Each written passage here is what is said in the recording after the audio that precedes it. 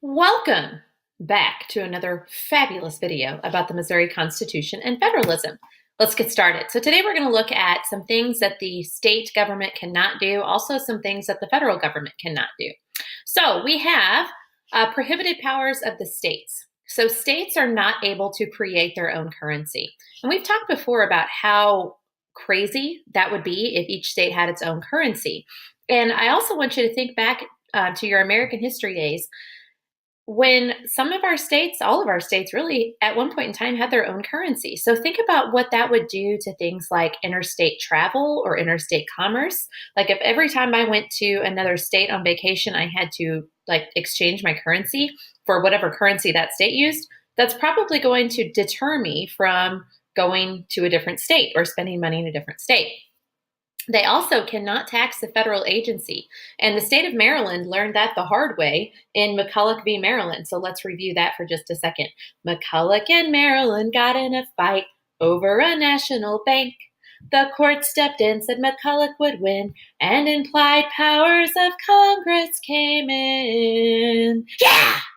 So yes, just to remind you on that, the state of Maryland attempted to tax the second bank of the United States, because the specific branch of that bank was in Maryland. And Maryland was like, hey, I should have the authority to tax that because it's in my state. And the federal government was like, actually, no, because you can't tax us because we're the federal government and you're a state.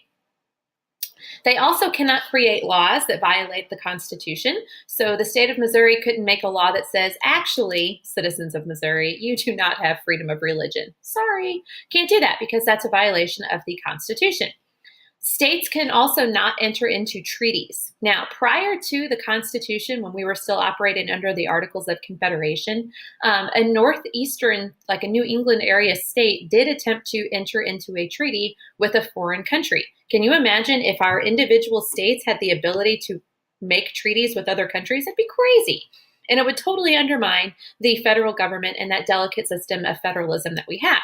They also can't establish tariffs. So a tariff is going to be a tax. So if Missouri is going to send goods to Canada, we can't put a tax on that good, okay? That's just something that we're not able to do. Let's see. The federal government cannot favor one state over another when it comes to regulating trade. Okay, so if you think back to talking about Congress, the federal government has the authority to regulate interstate commerce, so anything that goes on in between states. So the government couldn't look at something going like a trade happening between Missouri and Illinois and say, well, because the Cardinals are in Missouri, I think we could probably charge Missouri less than we'll charge Illinois. That's just not how it works. They also can't pass ex post facto laws, and they can't pass bills of attainder. So thinking back again to our Congress unit, an ex post facto law is a law that makes an act a crime after it was committed. Think back to me walking down the street squawking like a chicken on my birthday. Okay. And they also can't pass bills of attainder. And those are bills or laws that would punish someone for not really doing anything wrong. Just, oh, sorry, we're just going to throw you in jail. Okay. So the evolution of federalism. Federalism hasn't always been exactly what it is now. Okay. So starting back at the beginning of our country under the Constitution, the federal government and the size and the strength and the power of it was really kind of up for interpretation. Nobody really knew what to expect because we being America, we're kind of pioneering this whole experiment with democracy.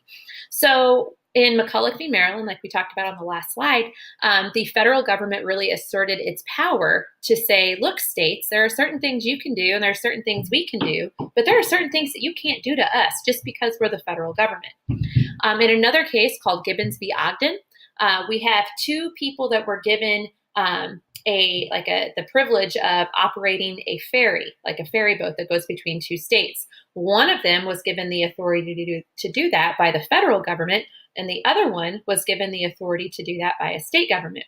So obviously, it's like the same body of water that these guys are being given the opportunity to travel on and to have their business on. So who's going to win? Is it going to be the guy that's given the ability to do that by the federal government, or the guy that's given the ability to do that by the state government? The federal government wins.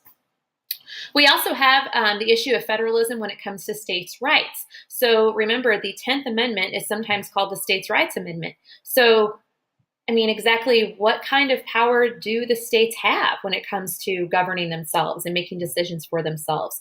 If you look at the concept of the Civil War, the states really exercised a lot of power there. They seceded some of them from the Union. With this idea of states' rights, we have the concept of dual federalism. I don't just have a cake here for no reason. The concept of dual federalism tells us that there are certain things that the federal government can do and there are certain things that the state government can do, and they never actually mesh. So if you think about like a 3-layer cake, okay, there's the cake and then there's the icing and then there's the cake and then there's the icing, right? And then cake and icing if we're talking about a 3-layer cake. But those layers never mesh, okay? But now what we have in the United States is called cooperative federalism. And this cooperative federalism is almost more like a marbled cake. So if you've ever had like a marble cake, they're really delicious, and now I really want some. But the chocolate and the vanilla portions are all kind of swirled together, okay? So the states and the federal government have to work together to accomplish certain things. Think back to FDR and all of his New Deal initiatives. All of that was done in the mindset of cooperative federalism, which is what we have now. If you have any questions, let me know.